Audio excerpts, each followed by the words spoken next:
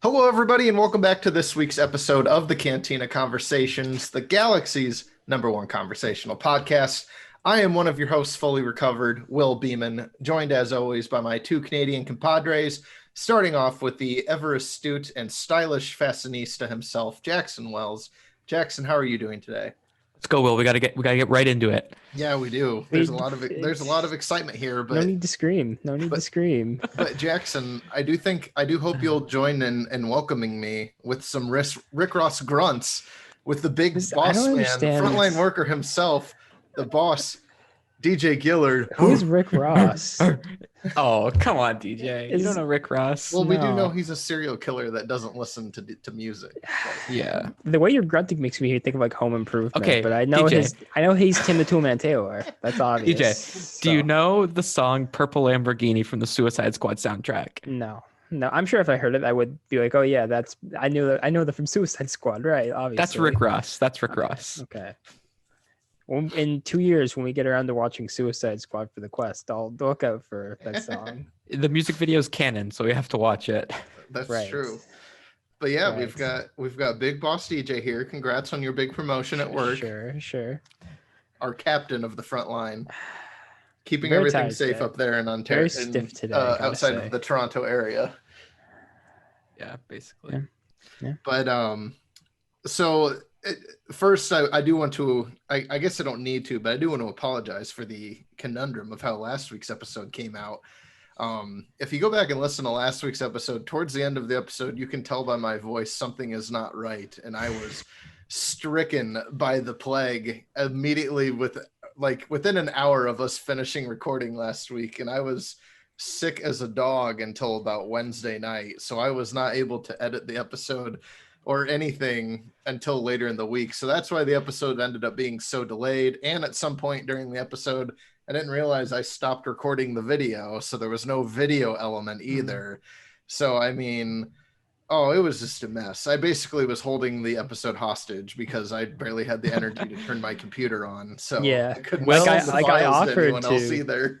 Like I offered to edit it for him, but he was just like, by the time I get to my computer, like I'm already gonna be too spent. So it's just gonna live there on my hard drive for the next. Will 2 sent us a days. message on fine. sends a message on like Monday morning being like, I'm dying. I think I have COVID, and then ghosted us for the rest of the day. Yeah, and then at some point, like at 6 o'clock in the evening, he was just like, "I am suffering," and then he goes ghosted us again. We're like, I didn't know, like I didn't realize, like if you were sick or if like something had happened, like something tragic. Like I didn't know. I was very worried for your safety. I was very worried too because I was checking off all the boxes thinking I had COVID somehow, and my fever was at its peak 103 degrees. So I was cooking for 3 days, but it ended up just being strep. Not that that's an easy illness to have, but in the scenario where it's having strep throat or having COVID, I had the one that thankfully has years of treatment behind it that they're able to take care of. So I've been able to bounce back since I got my prescription meds. So thank you, drugs. Thank you, drugs. Shout out to drugs. And speaking of drugs, it is time to dive into the first openings of the new era of Star Wars storytelling with the Star Wars High Republic. And I do remember reading some early impressions of these books when the embargoes came out about how like energetic and exciting these books were, and they were good to read, and a lot of early reviews compared them to like a blockbuster movie. And now that due to me being sick, we are a little bit delayed. We're only going to be covering part 1 of the book, which is the first 18 chapters and the interlude that follows chapter 18. So we will be spoiling part 1 of the book, but we're not spoiling all of it this week because I was not able to do any reading to finish the whole thing. But it's set up in a great way where it's like, here's the part 1 where it's like, this is the great disaster that sets up everything else coming before it. So it's a good inflection point for us to do the podcast, really. Yeah, I would agree. And I also would agree with the early impressions so far that this book actually does legitimately read like a blockbuster movie. It's really weird to like say that, but like I could see the last book of, or the last page of this book say like directed by Roland Emmerich. And I mean that in like the best way possible, because the way part one is organized and set up and how the story is told is like super Independence Day. like Yeah. like and I mean that in the best way though, because like Independence Day is great because it's like that cheesy blockbuster actioning to it though, but like I just love everything that's been set up so far about this. So before we kind of get into some of the story beats so far, let's get into our impressions of this book through part one. And DJ, why don't you kick it off since you're wearing your Kylo Ren cosplay today? This is not my car. And This put is the a hood up, different put the hood sweater. up. Put the hood up. hood up. Yeah, there we There it go. is. Oh, that's good. That's good. Okay. I'm a little bit further in the book than you guys. I think I'm on like almost chapter 30 or something. Like 3/4 of the way, 2/3 of the way. Big So reading, man. yeah, big. I'm clearly What a more dork. intellectual than you, obviously. But no, I think the book is fantastic so far, and I think it sets up the universe really, really well. Just I think anyone can pick this book up and read it. You don't have to. You don't even. You should watch the movies. Obviously, if you're here, you've probably watched the movies. But I feel like you could read this book without the movies, and you'd probably be fine. Honestly, like I think they set everything up really, really smartly and well. Yeah, I think it's great so far, and I'm excited to read more. Excited to find out more about all these different things they're setting up. Like you guys haven't gotten there yet, but the Nile are. I wrote them off at the start 'cause when they pitched the Nile, I'm just like, what is this? Like they're just like weird looking dudes they look like what's his name in Justice League, Steppenwolf, with all the weird armor and things coming out of them. This is dumb. This is not a Star Wars villain. And then you get into Martian Rhodes' character later, and you're like, this is high quality content. So I'm excited. Jackson, Yeah, since you've decided to join us and read this Yeah. time.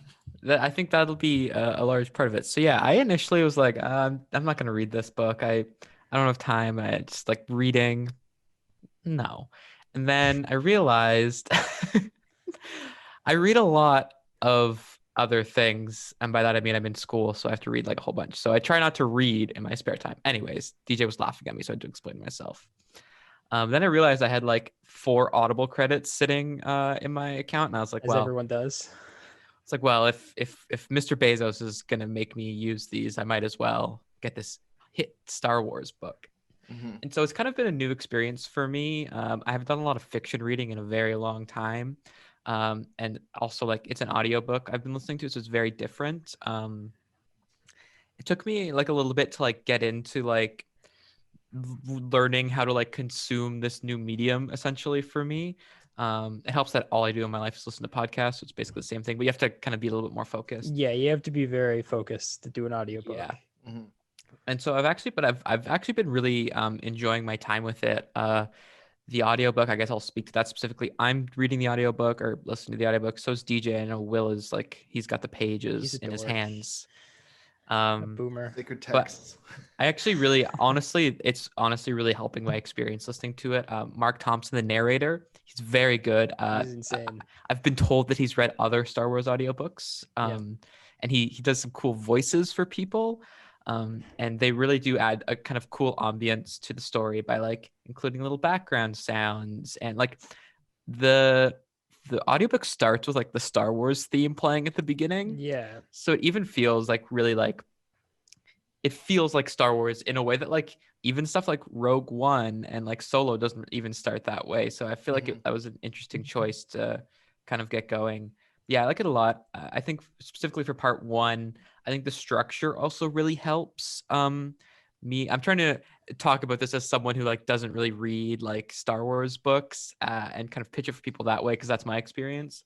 The setup for like this book really helps because it's told, the chapters are fairly short and they kind of tell distinct stories to get you into it. So like the first chapter is like, as of right now, mostly unrelated, like the people and like the narrative setup. And that really helps, like, oh, this is kind of like a cool like microcosm of a story to start this off. And then the way each individual chapter in the story builds into kind of the overarching narrative that comes to a head at the end of the first part, I think is really effective in like drawing the readers in, as opposed to like throwing this big, huge narrative at you at the start. And the kind of countdown setting also makes it useful because you're getting these like different inflection points of this narrative, and you're getting to meet characters that maybe don't follow throughout the story. I don't know yet, but like provide you with enough background to really get into it. And then once you start developing like Ivar Chris's stuff near the end, I think is really, really strong, and both narratively and then also like her characterization. Like I can like see these things happening, and I guess when we get into the story itself, we can maybe talk about the ending, because I think that's some of the best stuff in the book so far. Yeah. Yeah, I would have to agree with Jackson. I think the story structure so far is the biggest strength of how this story is being told. Because I was kind of nervous with the High Republic coming out, because like I allowed myself to get so excited as I had been, because the marketing push behind this new era of storytelling that we're starting here is the biggest that it's been since, you could argue, the original Thrawn trilogy that kind of kicked off the EU back in the day. I mean, there were books that came before that, but that was like the first one that was like, this is where we start.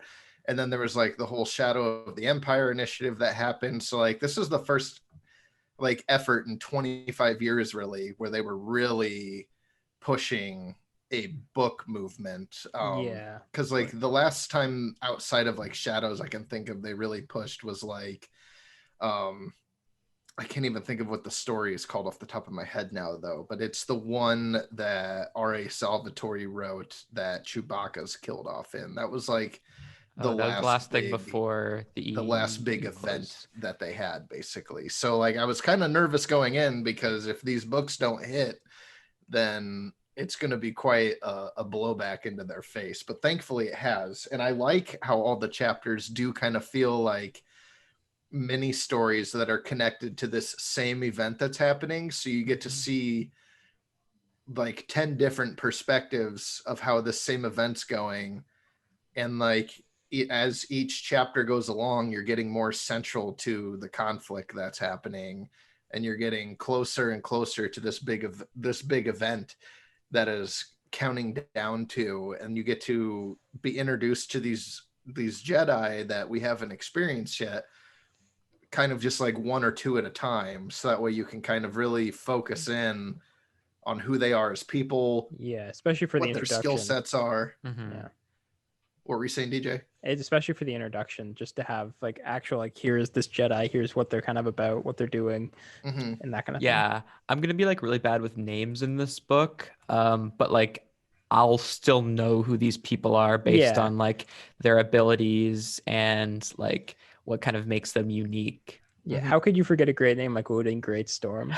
That's a great name. That's a good name though. Like Stellan Geos, and like, yeah, I could forget your name, like whatever, that's fine. But Odin Greatstorm, yeah, I know who that guy is. And I actually think the first chapter might be one of my favorite of part one, because it's such a concise and like heart-wrenching story that they pack into like 7 pages. Whenever books do that kind of like captain at the end of the ship thing, that always gets me. It like, she thought that she saved her ship and then realized she didn't, and then it just gets disintegrated, and then that's like the first tease of something's wrong in the hyperspace lane, and then it just escalates from there. But yeah, very, like Jackson said though, I do have the actual text itself in the flesh.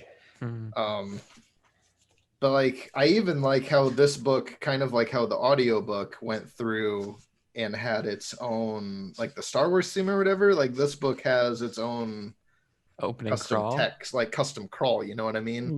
That's cool. Like the whole, and like it's a good crawl too. Like when I was reading it, I could envision the yellow text going on across the screen. Let's rank the top 10 Star Wars crawls. Let's rank the crawls. Let's rank the them. Dead Future Speak episode, because the like, Dead Speak never been my number one. Yeah, but like this is such a good. It's just such a good crawl. The writing's very strong. I mean, Charles Soule, I've read some of his comics, but I've never read a novel by him. Yeah. And that doesn't always translate to novelizations. Like sometimes there are screenwriters that are not good screenwriters, but they make really good comic writers. It just, writing in different forms is not a universal skill. And so far, he's kind of proven to me at least that he was the right choice to have kick off this initiative.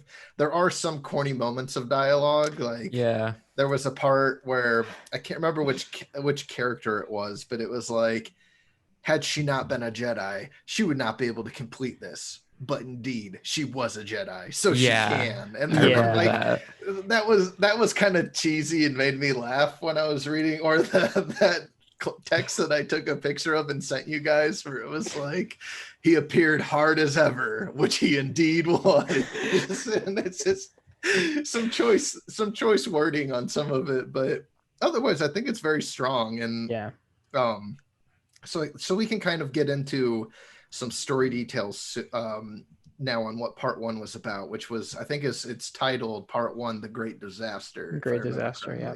I think the big event, but I mean the Great Disaster. Yeah, they said, I think in all of the first books, like the first line of books, they're going to like go over it in different ways. So I think the other books are going to have like, it might be like a bit more condensed, but it's going to go over the Great Disaster and then jump into the rest of the book too. Just an interesting structure, just like this is what sets up the universe and like what's going on with hyperspace and like the mystery that's like kind of happening here. So it's kind of cool. Yeah, so like the main through plot so far is there's some sort of disturbance that occurs in the hyperspace travel lanes, and I like the setup that they do with hyperspace in this book, where it's kind of like in the early stages of mapping out how it works. They figured out lanes at least to use for like long distance travel to help expand out the Republic and to use for like trade and things like that. But they're still very early in the stages of mapping out how hyperspace works. That is something that is like so secondhand knowledge by the time we come around to experience Star Wars before, like through the prequel eras on. Like hyperspace is something they all know how to use. This is still very early on and using that as effective travel. It was so cool too to just like see it approached in that way, because every other time we see hyperspace, just like it's the thing you do, and all of a sudden it's just like let's get into it. Like, what's up with this? I was like, oh, finally! I did not know this was something I really wanted to see explored. Yeah, so. Like on paper, it kind of seems like having hyperspace explain to you is dumb, but like the way they're explaining it is working very well. Yeah, and they're not explaining it in a way that's like, here's the actual science behind how this works. It's more like, here's how this affects everything in the galaxy. Here's and like leads us to this point that we have in this like High Republic age, which like some of the writers have like said like they want to do it like 60s optimistic America type thing. And like Kennedy era, and like that all kind of makes sense in your head once you start to like realize that, and like how them discovering hyperspace is like totally branching out everything for them. So it's a really cool setup. And you really feel that Kennedy era optimism with the Jedi themselves. All of the Jedi that get introduced in this first part all carry a tremendous amount of BDE with them. In their own way, where like they know they're Jedi and they know they're like the bee's knees, so they don't even like think twice. Like every time I read Loden Greatstorm, I'm going to surprise everybody and make an anime comparison out of nowhere. Hit me. But Loden Greatstorm has huge All Might energy from My Hero Academia. He does because like he just basically shows up and is just like heartily hero laughing at everything, and it's like, this doesn't trouble me at all, and is just like doing his thing. Or like if he is like, well, this is no problem, Padawan, you take it from here, and just lets his Padawan go at it. So like I understand the high ego confidence of like the Knights of the Round Table Kennedy era optimism that they've been describing for months now, because now that it's out on the page to consume, I'm like, oh, I get it. I can totally like picture this now. This is one of those things that was interesting for me. I think we can all agree that like the prequel era is maybe very messy, but I think it introduces a lot of interesting things about like the Jedi Order and what that means, especially like how they engage in the galaxy, because we really only see that at the very beginning of Phantom Menace, where they're not like military leaders. So I've been curious to see so far how they kind of like integrate into the galaxy as like this like weird religion thing, but they're also still kind of like filling that same role that they are 400 years later, where they're leading an evacuation of planets. So it's like, I'm curious to read further when we get back to kind of like the main Jedi area of like what it means to be a Jedi in this era. Like, are they as integrated with the like Senate as they like are in the prequels? Are they like, are they actually kind of bad like I think they are in the prequels? I'm curious to kind of bounce off those, because one of my biggest issues with like Star Wars at the beginning is like, these people are not good. Like the Jedi Order has lots of issues that aren't addressed, and I want to see kind of how those are maybe addressed in this earlier era. Yeah, so far, like I'm a little bit deeper, and I still don't have. We're going there. Like they know, like they know you're gonna say that, but I don't have an answer yet. You know what I mean? Like it just, I think there's going to be one, and whether I'm satisfied with one is a question for later. But and that could, I mean, they could be setting it up to come in just a later novel itself. Of course. Because like in part 1 specifically, the only real hintings that we have is like they still very much are using the temple on Coruscant, and they are at least like in cahoots enough with the Republic and the Chancellor at the time to where they're being diplomatically sent out to help. I have the planet name written down, that down in the Hetzel system. It's interesting too, because like in Clone Wars and stuff, they have like fleets of ships to go places, and in this book they're like kind of rambling together different ships and stuff to use to get to different places. It's interesting kind of to see how the society works around the Jedi in this kind of earlier era. I think the biggest thing for me, which would be like the defining difference so far between this Jedi and the prequel era Jedi, is the prequel era Jedi feel like cops, and these feel like superheroes. And like there's a degree in which those things are like kind of the same in a lot of superhero fiction, but there is like the differences, and like these Jedi definitely feel much less like they're just like instilling these laws for like just because that's their job, and they feel more like we are very hopeful. We are trying to use these abilities the best we possibly can, which I think was a good direction to take for this era. And they certainly have a lot cooler powers, which I guess we'll probably get into at some point. Yeah, that's true. Yeah, the way that their interconnectivity with the Force works is very interesting. So like the event being set up is, not only is there that anomaly in the hyperspace system that has disintegrated a couple ships throughout part 1. I think there's like 2 total ships that it takes out, if I remember correctly. Parts of this anomaly come out of hyperspace above the Hetzel system, which has 2 moons and there's 3 suns, which is pretty cool. There's one moon that they keep referring to as the fruited moon. That's like full of farmers and stuff like that. That has, I think they say 4 billion people live on that moon. And then there's like the planet itself that has like obviously life and things. So, and they're going back to, which is like this new thing, which I thought was kind of a cool addition. Yeah, that was a cool little touch. Yeah. So like they see this anomaly appear out of nowhere, and they're like, well, there's like a time of peace. We can't assume this is an enemy because no one is at war with anybody. They're like, this is just some kind of phenomenon. Maybe it's space dust. Maybe it's comets that got caught up in hyperspace, or like they're trying to figure out what it is, and they're just assuming it's a natural disaster happening. So like naturally this planet and their moons are like, well, we just need to get everyone out here and evacuate, because if these things make planet fall, we're all dead. So they start loading up ships, and then the Jedi show up to assist with the evacuation of this system, because they see this as danger too, that could endanger billions of lives basically. So like we're immediately starting off the bat with like the blockbuster world ending event that we're counting down to here. So like I'm pretty sure the first Jedi we're introduced to is Avar Kriss. I might be recollecting that wrong. I think Ludin's chapter might be first, but it doesn't really matter. It doesn't really matter. Avar Kriss doesn't really start off the story either. She's kind of floats in the background quite literally until kind of near the middle and end. Yeah. So let's just kind of talk about Avar, because she's kind of prominent throughout the entire the entirety of part 1, even to the end. So Avar has like this ability that it's not really explained the best at first, so it's a little confusing.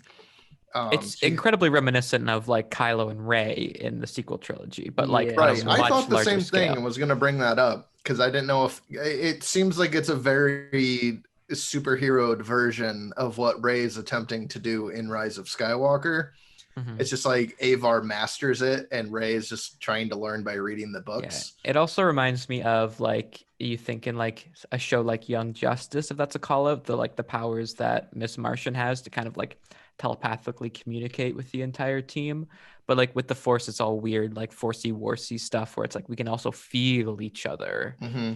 Yeah. So like her special ability is she can meditate through the Force to call out and connect to all of the other Jedi through the Force to communicate and commit some actions through that as well. So she like starts meditating and like they describe she floats like 3 meters above the deck of the ship she's on, and she's like calling out to all of the Force Jedi, and they always refer to it as like a harmony or a song is the way that this communication goes, and it's allowing her to connect to all of the other Jedi that are helping with this evacuation effort so they can kind of make a plan on what they need to do.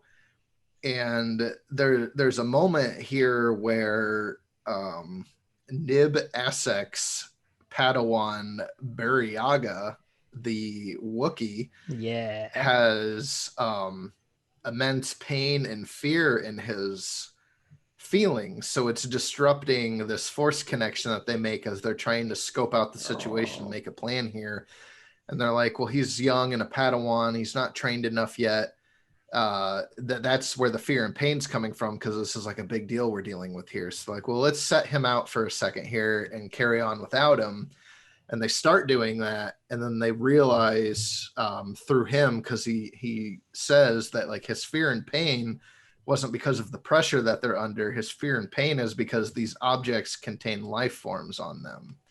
And they're like, well, now we got to try and figure out how to rescue these life forms that are falling as well. And I think his nickname that they give him is just Barry, which is great because Bariaga is a long name to continually talk. Yeah. He also, it's interesting, like, I don't know how it sounds in like the actual book, but like he's kind of like speaking Shriwak throughout like the story, and like people like can't understand him, which like maybe we sometimes take for granted when watching Star Wars. Yeah. I thought it was really interesting just to have a Wookiee as a Jedi. There's another Wookiee Jedi. I don't think we're introduced to him yet, but like he's like a fully master, I believe. And it's just interesting to have that be a thing, because every other interpretation of the Wookiees we've seen is like slavery and oppression and racism against them. There's that Wookiee youngling in Clone Wars. Yeah. Is there? Oh yeah, there is. But like, don't you know what Gunji I mean, like right? That. It's got that wood lightsaber. Right. Yeah. But like, I thought it was interesting to see them like as like, oh, like we're actually trying to understand this culture here. Like we're like goes back to like that like kind of like optimism era, or just like like they were actually trying at this point. It doesn't seem like it went that well, but I thought that was an interesting tidbit. So like while Avar's doing this whole meditation thing, like Loden and his apprentice Bell Zetafar, I'm not listening to the audiobook, and I'm not a linguist, so if I might be completely butchering how some of these you got it. It's Bell Zetafar. Yeah. Okay, are getting pronounced, but like so Loden and Bell like go down to the ground floor because there's like there's like a base with a ship on it or something. That's there's like a lot of rich people in this area. Yeah, it's like the 1% not helping other people evacuate off the ship, basically. And there's like armed guards that are paid to protect the ship. And Loden gets down there, and it's just like, so what's the deal here?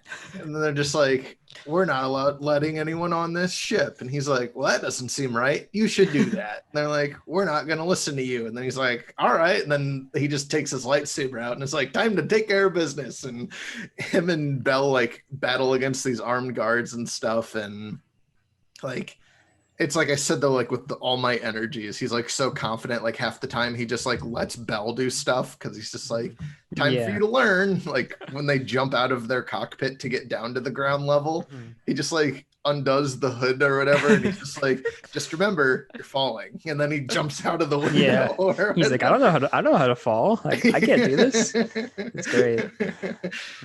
I love Loden Greatstorm so far as a character though. He's probably my favorite of the new Jedi we get introduced to.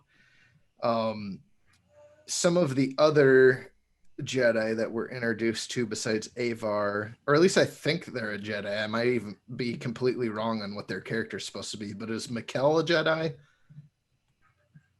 Does that sound familiar? No, I can't quite remember. I'm sorry. Okay. I read this chapter. I'm just like trying to write names down as I go to make sure that there's a couple that are flying a ship kind of together that I thought were interesting. They're not like, they're obviously not Jedi because they're a couple, but I liked that aspect of like this like family thing. I also liked I appreciated kind of the introduction and use of like non-Jedi characters in this book, like the like Marshal or like Governor or whatever of Hetzal Prime has his own chapter very early on where he's like the one who's discovered what's going on here, and he's like trying to like evacuate but also like stick around and like kind of see it to the end, similarly to like what you see in the first chapter. And obviously like he makes it out okay so far, but like I kind of liked the introduction of like non-Jedi characters as well. Even Avar is kind of like captain, I guess, of the ship that she's in, is kind of like a cool, like grumpy, like grizzled, like you picture like any kind of boat captain you see in like movies where it's like, oh well, I guess we're gonna have to do this. That's absolutely what I was picturing the entire time this guy was talking. I'm just like, yep, that's who he is. I think it's kind of funny like how like Avar really doesn't do anything until the end besides just like talk to everyone about what they need together. Yeah. She's like the lead communicator essentially. And the way that their force connection allows them to communicate with each other for some reason just like screams Power Rangers to me. Because like she would be like, what if we did this, guys? And everybody would be like, yeah, great idea. And then I always just picture like the Power Rangers when they're all in like the cockpit of the Megazord and they're just like communicating with each other on how to do stuff. I'm picturing like your head, Jackson. You were way beyond even born before Power Rangers were at their prime. Everyone has their Power Rangers though. Like even when I was a kid, like there was other generations of Power Rangers. Everyone's got it somewhat.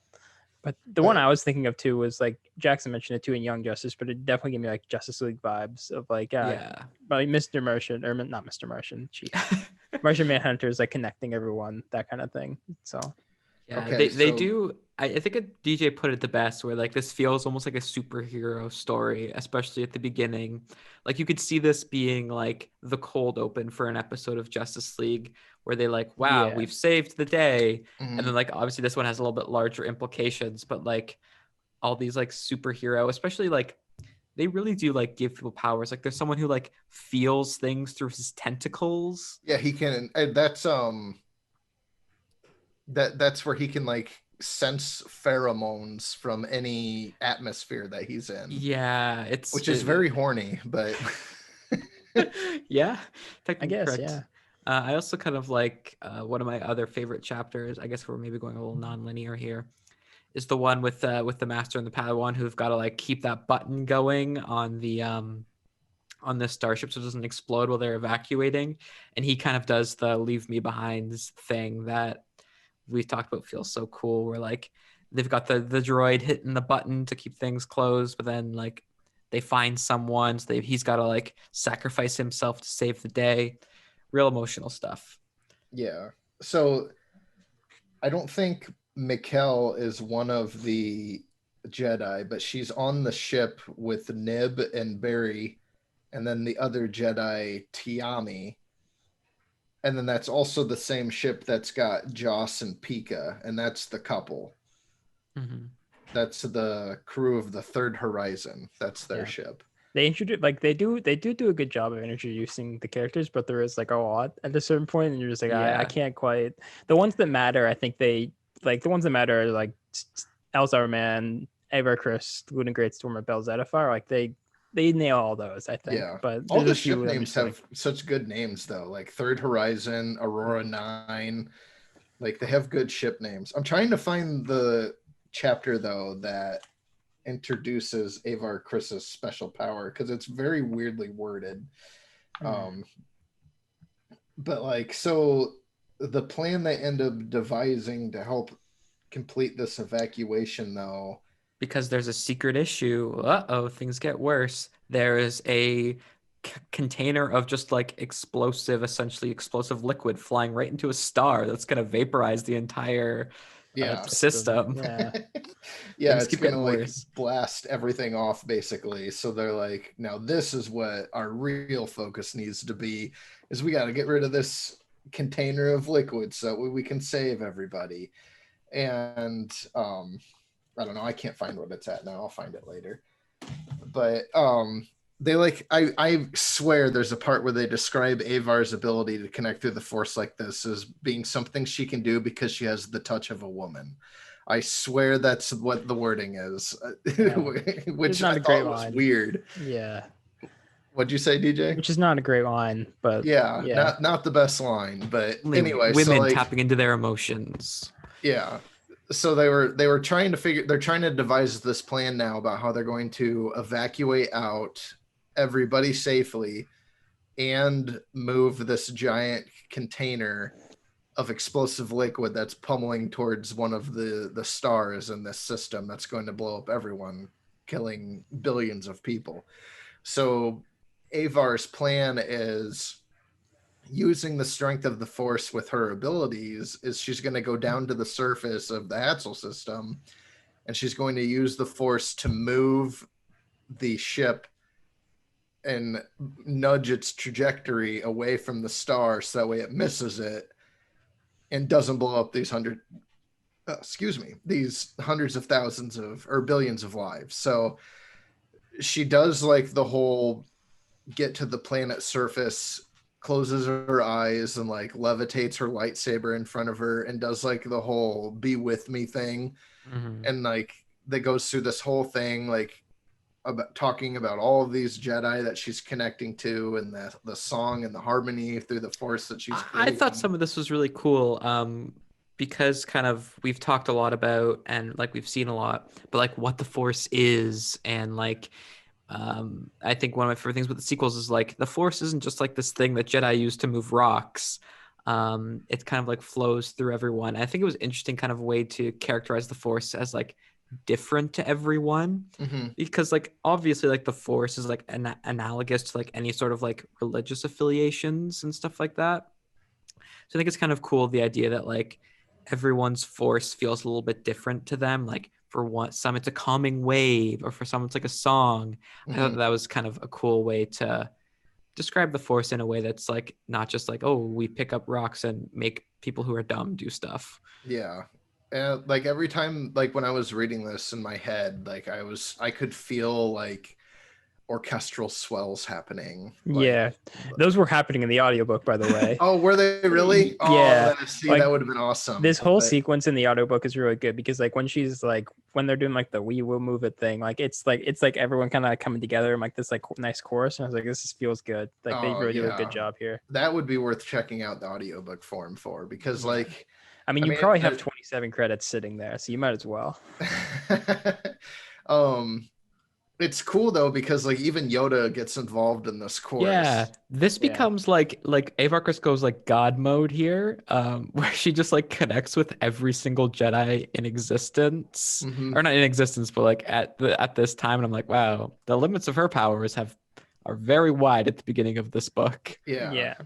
Because there's even parts where she's like connecting out with Jedi that are dealing with other situations and that are like causing them to disconnect because they're distracted from what they're working on, or there's Jedi dying, or there's even there's Jedi just passing out in general because it's like taking so much energy for them to connect through this.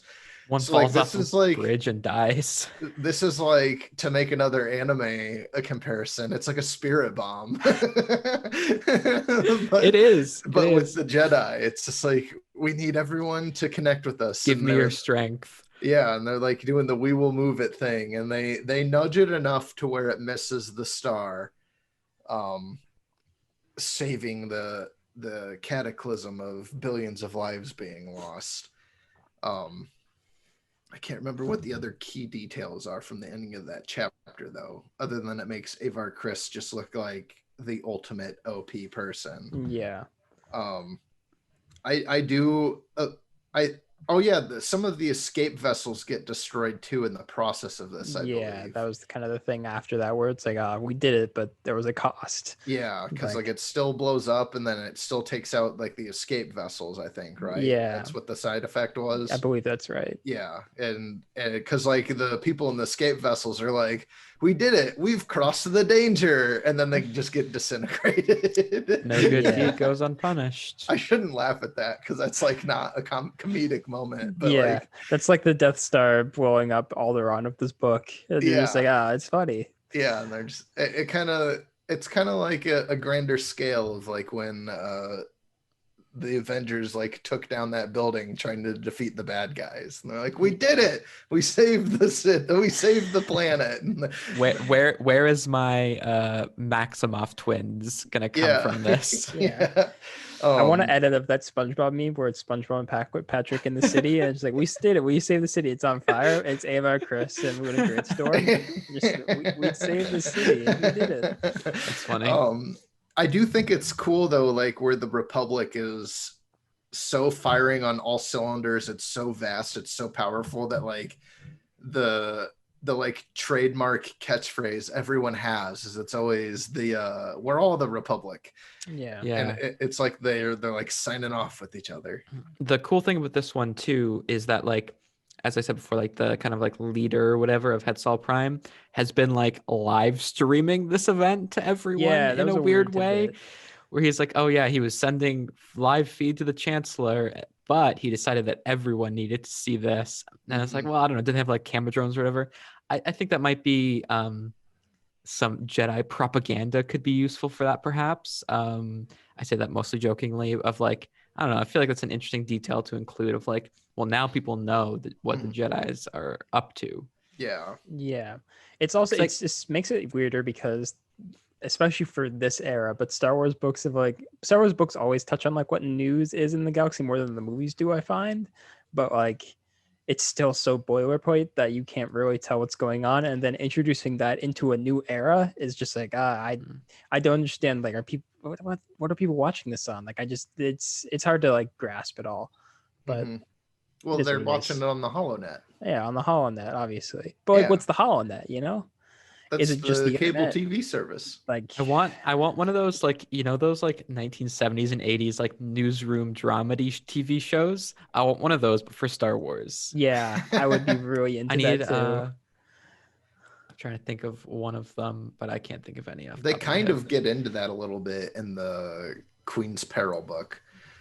Yeah, that would make sense. Yeah, they kind of get into how the HoloNet like reports on the news and stuff that happens, like the stories they tell versus what's actually happening, because Padme's trying to like expose things. But but that's a different book for a different time. A story for another time, as Maz would say.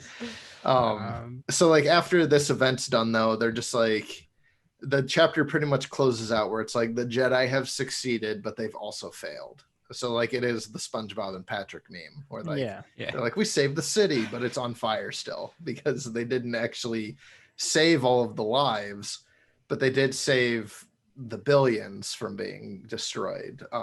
So kind of like a halfway there, but and so also like the disaster is also like, we have no idea what's going on with hyperspace, and we have the rest of the book is like trying to figure out what is going on? How are we going to fix this? Yeah. Make sure this doesn't happen again, kind of thing. So Yeah, I mean, I'm assuming there's going to be an investigation on what exactly this anomaly ended up yes, being. yes, that's like your next chapter. Yeah.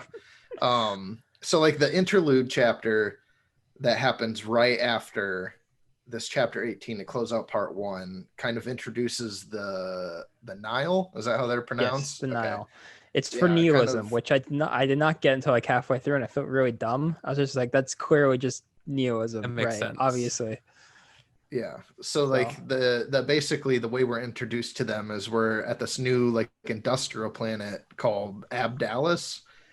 And like this planet has like city-sized factories and stuff like that. Like there's a lot of droid farms that are run to like on the water and stuff like that because there's like a giant crash in the ocean at some point that disrupts like all of the algae farms and like sends out some tsunamis and stuff.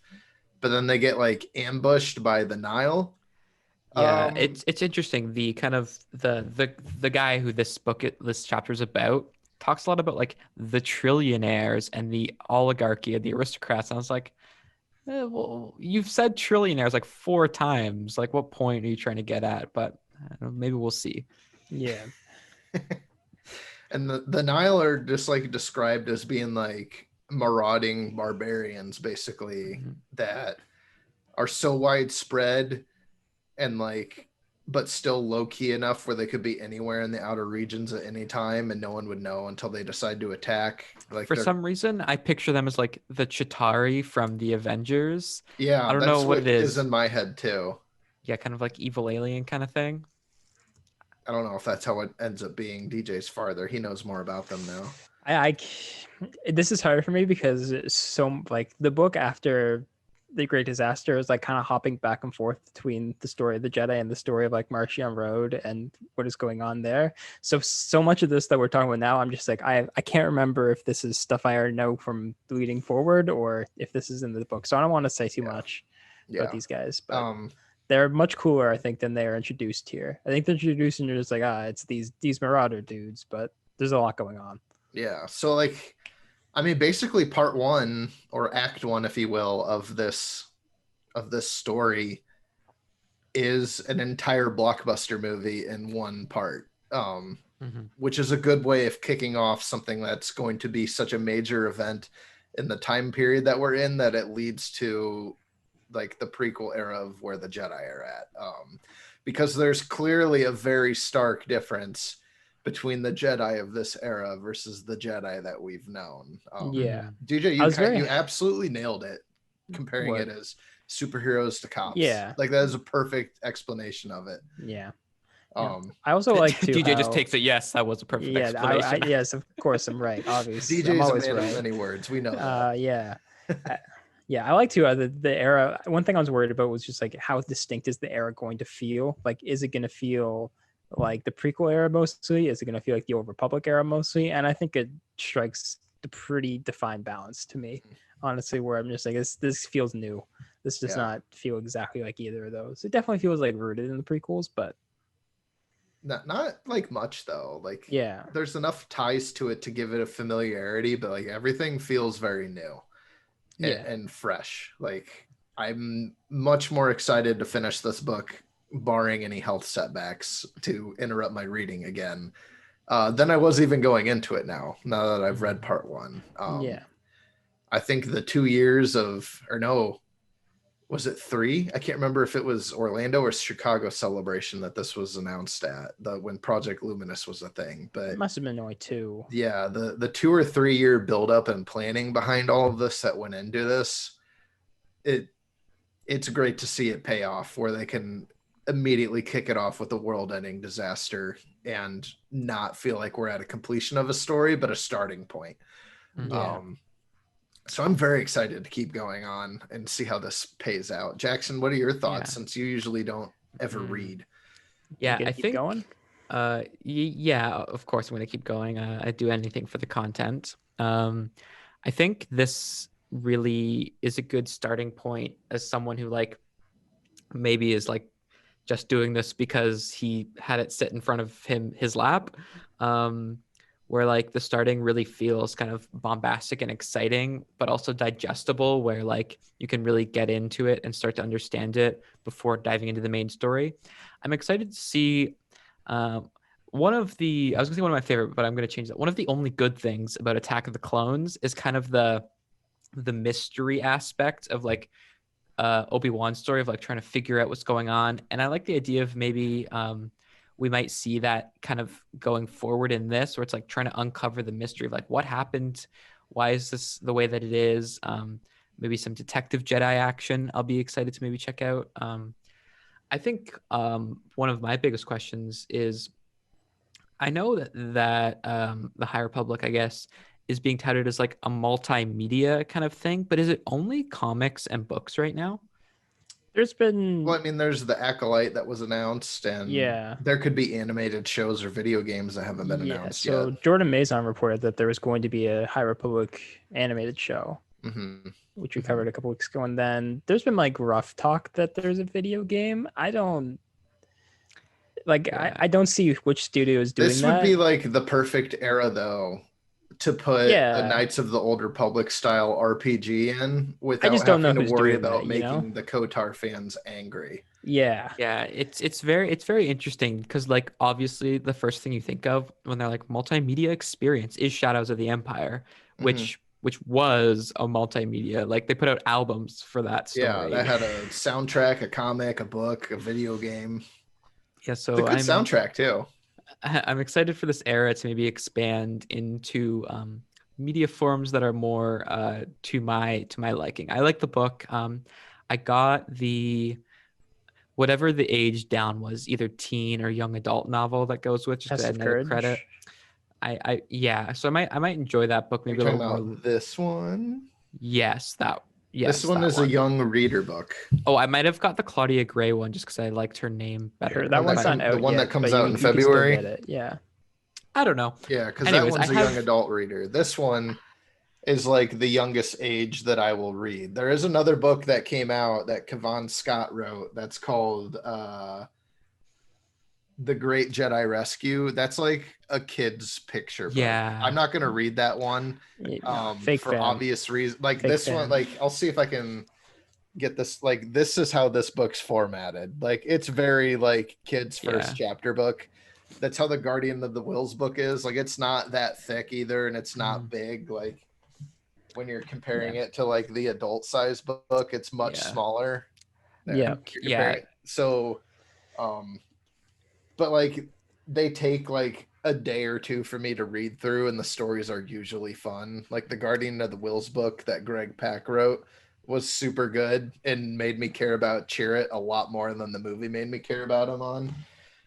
So I'm just kind of generally curious to see how this multimedia thing goes, even including books, where like the kids' books like probably aren't going to be that relevant to the story as a whole. So I want to see them build, because we've been saying this for like years, where it's like the movies are kind of the only thing that's important. That's like one of the few things I said like when we were early on. So I want to see them kind of make other things important. I just hope they don't bother either of you two, but they did trademark a lot of them for toy lines. So that's that DJ, sense. DJ, what you're about to say is you don't want them to turn into actual comic books. Where everything is too much and you don't know you have to read so many things to understand what's going on. Yes. Like that's my worry with this, that like in 3 years I'm gonna be the guy on Reddit that's just like, here is the High Republic reading order, here's everything that you need to read, here's the stuff you should read, here's the stuff you can avoid. Like I don't want to get into this. Like I hope there's like it seems like there's gonna be like kind of a through line between like this book and then like Kevin Scott's next book, which is, what is it, Rising Storm? Like it seems like they're trying to do like, okay, here are like the essential stuff, and then there's some other stuff going on to the side, which that's what it seems like to me, is where like this book, The Light of the Jedi, Kavan Scott's book, like there's going to be like the main books, but like the young adult books and the early reader books are going to be like the real down to earth side stories that are very self-contained. So it's just like, if you want more, then you can read these and learn. But my thing is like, DC tries to do that too. Marvel tries to do that too, and then they stumble ass backwards into making it so you have to read like 27 different things to understand Dark Knight's metal.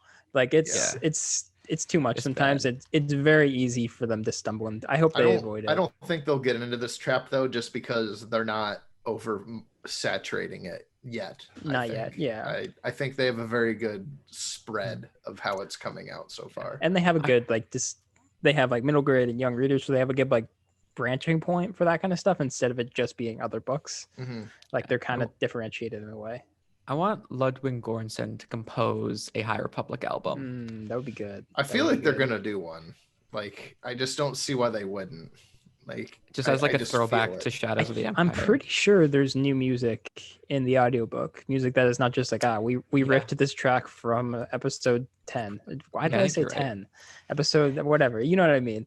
Yeah. But it's just like it's the only episode that doesn't exist. Yeah, the Jason only one in the that future. He's already got Dave Filoni's episode 10.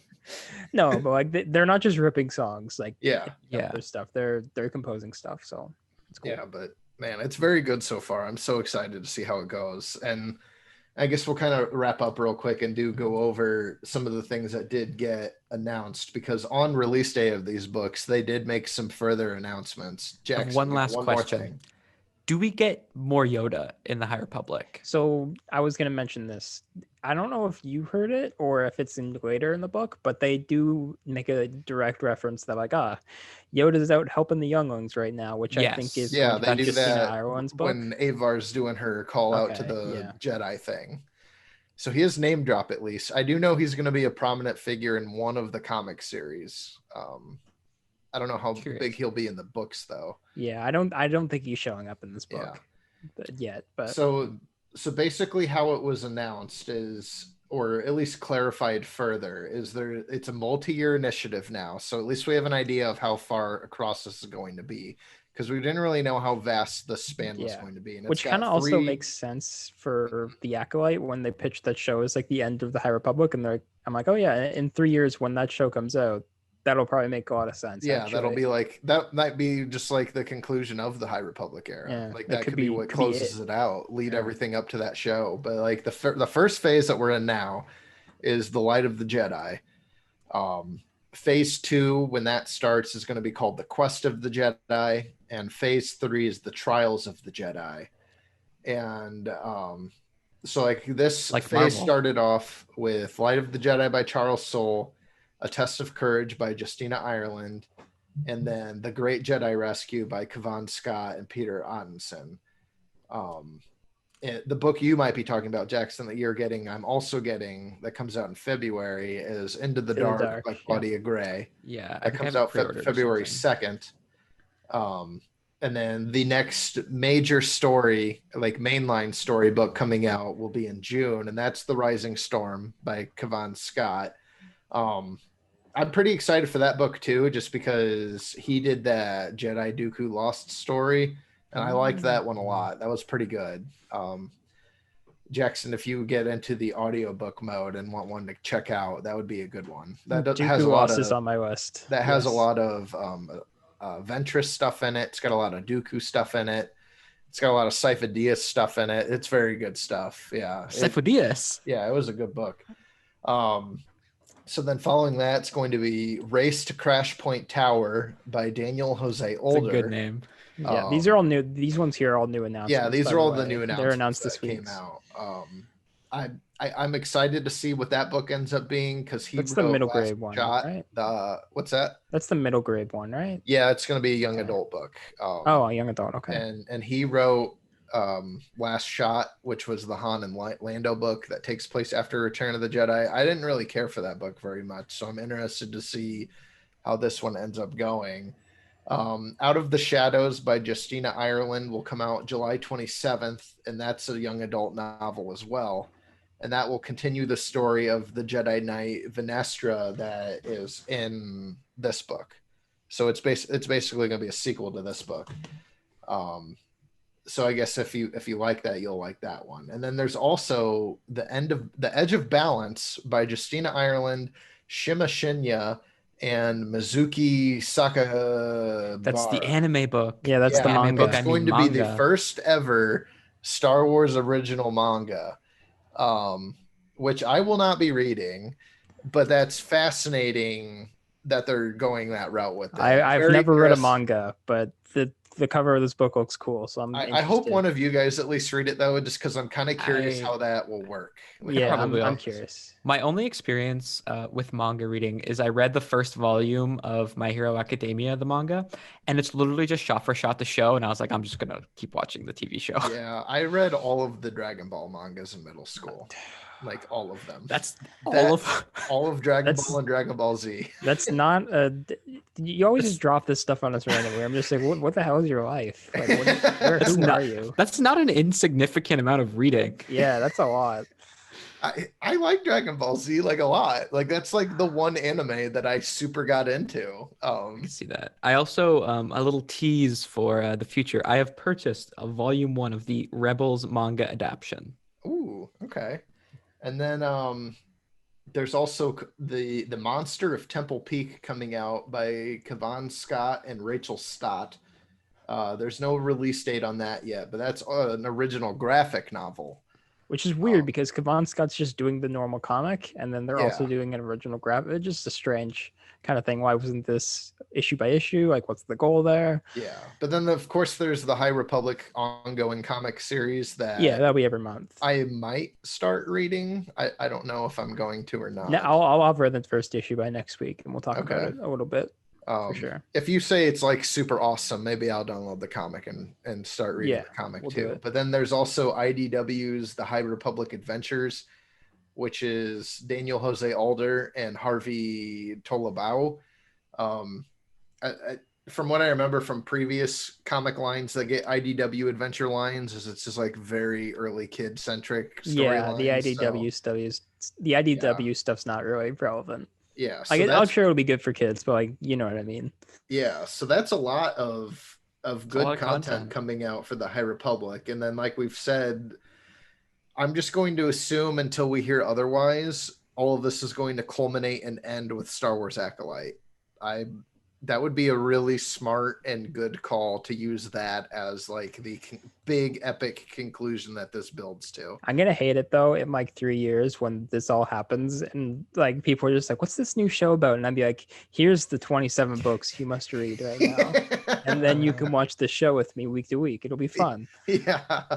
But yeah, so I'm super stoked for all of the High Republic stuff coming out. Very relieved that it's off to a good start. Now I do say that going in where I have not started this book yet, and this could be terrible. But Light of the Jedi so far, very good. Do recommend even after only reading one part. Mhm. I'll definitely have the book done by the next time we record, so I'm not sure if Yeah, we'll we'll have review the the whole next thing. episode over just part 2 or if we'll do part 2 and 3 together. But I'll definitely have it done. What's up, dog? Guys, any closing comments though about the High Republic Part 1 so far? My closing comment is I have to shower. So I need to, let's get, I gotta go, you know? Okay, DJ's got a shower. Jackson, anything from you? DJ's got a shower, man. DJ's Yeah. got a shower. So People DJ, where gotta can they find you shower. showering at? You can't find me. No, I think I'm gonna leave. You almost gotcha. I'm gonna leave. You can catch can me find- at Jackson W. Wells on Twitter. Yeah, you can find DJ at DJ_Gillard, and you can find me on Twitter at Papa Star Wars. You can also find the show at Cantina Convo. If you're reading the High Republic stuff, reach out to all of us. Let us know what you think of it so far. Until next week, may the Force be with you.